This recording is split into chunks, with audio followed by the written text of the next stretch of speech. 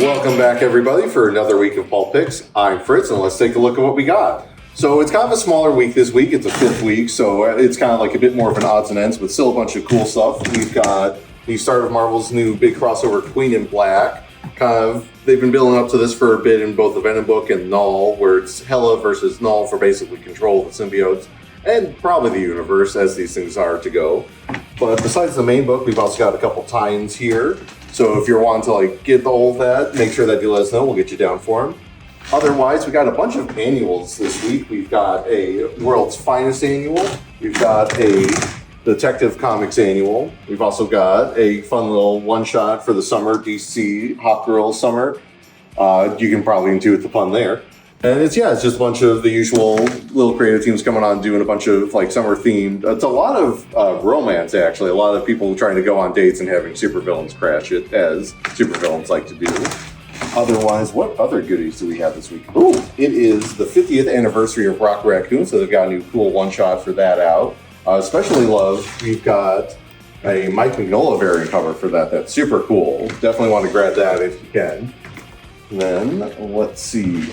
Superman Year 1000, another annual this week, also setting up for the new relaunch of the Legion of Superheroes. There's even a little preview at the back of this for that. Very fun read. We kind of get to see what's happened to Superman after he disappeared at the end of KO. We're going to have some time travel adventures, Skin to fix everything. We've got the big climax of the most recent arc on Feral. I've been a big fan of this run if you're familiar with our older Pulp Pick videos.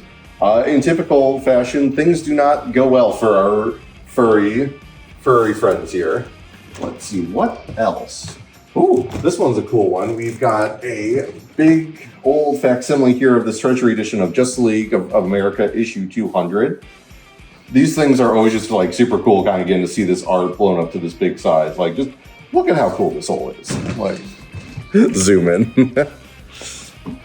So we get these every so often for Marvel and DC. They're always super fun. They do, a lot of them tend to go quick because you don't get to see these too often, especially if the older ones are just always in ratty condition if we find them. Otherwise, it's like I said, kind of a lighter week. We do have some other cool variants besides that Mike Mignola up here. Yeah, a lot of Queen in Black, as you might have guessed. But otherwise, we do also want to thank everyone for coming out this last weekend for our big sale. It was a huge success. Got to see a bunch of familiar faces, a bunch of new faces too, which is always super cool. And we're definitely thinking about making this maybe an annual thing. So if you didn't get to check this one out, make sure to stop by next year. Maybe you get to see what else we've got going on then. But otherwise, we always thank you for being the best customers we could possibly ask for, and to make sure that you like, comment, and subscribe, and stop on in.